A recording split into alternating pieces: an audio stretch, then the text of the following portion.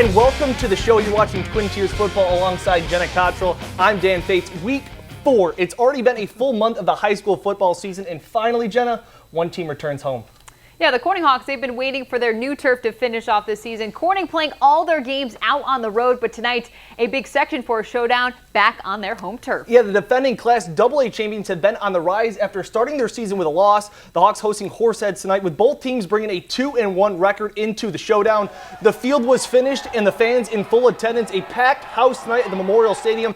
After Horseheads would turn it over on the opening drive, the Hawks capitalized. The QB, John Dobson, calling his number, hits the hole, and he's gone. 40 yards to the paint, and Corning was on top early. After a Ben Clark touchdown made it 7-6, on 3rd and 1, the pitch to Devin Sullivan. Well, he's just going to turn the corner and look in his rearview mirror at some white jerseys chasing him. He's going 48 yards down the sidelines and into the dark of the night. It was that kind of game you didn't want to blink because you might miss a touchdown. The Raiders would respond again.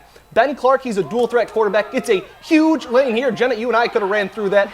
30, there he is now, 40, 30, 20, 10, you know the rest. Clark showing off his wheels. He goes 70 yards, and it was now 21-12 Hawks. Now, early in the second quarter, Dobson, again, this one a short one from a yard out, but still counts just as much as the long ones. 85 points scored in this slugfest. The defense was optional as Corning outlasts the Blue Raiders. The Hawks win their home opener 57-26. Corning's now 3-1. And what an effort. In Athens tonight, the black and white Wildcats debuting new gray jerseys. Still looking good, though, in divisional play. North Penn Mansfield. Brock Burley rolls out the pocket, looks downfield, but Zach Jane for Athens coming up with this interception here. But the Cats didn't make anything in the possession. So back to Panthers ball. Burley wouldn't miss on this one. Mason Gee getting in the stat book with that touchdown. But Athens fires back off the handoff here. Kalen Keithley, he looks more like Sonic the Hedgehog. He cuts to the sideline, busted a move on that one. Keithley going for 47 yards to the end zone. This one would be a shootout. Athens, though, consistent in rushing the rock. Wildcats drop the Panthers to 500. Athens takes it 38-20. It was a test in Tioga tonight on homecoming. The Tigers ranked #1 in Class D. Newark Valley 10th in Class C. Jesse Manuel named homecoming king. Newark trailed 15.5, but the Cardinals flexed their muscle. Nick Schermerhorn on the read option keeps it and just won't go down. Breaking tackles, gets to the outside, picks up some more blocks from his friends, and he's gone. If you had him in your high school fantasy football league, you were in good shape. Later, Tioga would try an onside kick, but the Cardinals would pounce on it. And Schermerhorn, again, this time, he's going from 6 yards out, and Newark would cut the lead to 4.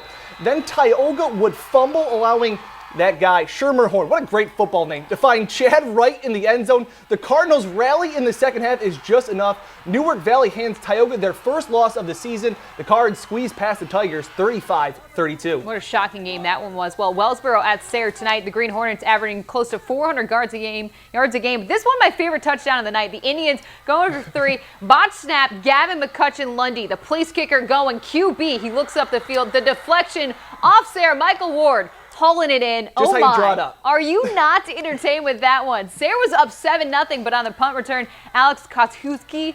Nice. That one's, it's just difficult to say, Nice. but even harder to keep up with them. The Redskins out sprinting, and Alex going for a 75-yard gem of a run. Wellsboro just getting going. Quinn Henry using his legs, and then he burns you with the arm. Parker, man, patient in the end zone. What a good duo. The Redskins putting up a fight in this one, but Wellsboro too strong. Green Hornets move to 4-0. Wellsboro wins 32-7. Well, the Wolverines, they're still perfect. Waverly's offense going lights out this season. Tonight, no exception. Early third quarter, Peyton Miller threading the needle. Brendan Stillman, he was on the catch, and he was still no longer. Number 8 explodes to the red zone. Yeah, you're not going to catch him. Wolverines up 14, but hey, wait, not so fast. Sus Valley can still find the holes. Brandon Vosbury up the gut and gone on that, but consider that Waverly motivation to convert the 4th down. Miller goes the out route. DJ Myers getting in on that mix.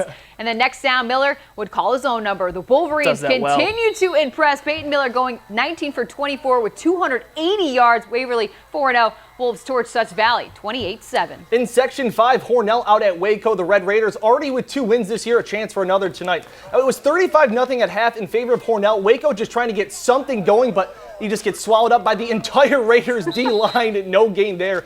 Then the red and white take it to the ground themselves. Trenton Smith with the sweep to the right, and here he comes, ladies and gentlemen, into your living room. The 17-yard pickup. You had to tackle him, throw him down. But a couple of plays later, Well, we went right before, so now let's go left. Smith finishing off the drive in style. Last season, the Raiders had just 4 wins. This year, Hornell already 3-1 on the year. Hornell takes down Waco by a large final.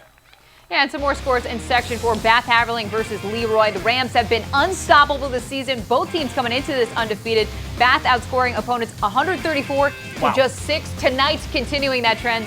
The Rams take down the Knights 32-6. And Livonia coming off last week's loss against Bath. This week, they were at Letchworth. The Bulldogs getting back on track. They put up 54 points as they take care of the Indians tonight. Back in Section 4, some scoreboards for you. Newfield went to Groton. They were both at 1-2 record coming in tonight. Groton powers past Newfield 53-12. Quarterback Matt Gumbis, great name again, 4 touchdowns on the night. And the Express paid a little visit to the Little Red. Last week, Elmira put up 80. They didn't get there, but the dominance continues. Elmira shuts out Ithaca 53-0. 300 yards of offense for the Express, and they held the Little Red to just 35 yards of total offense. Ooh, my goodness. Well, back down to PA, Towanda still looking for their first win of the season.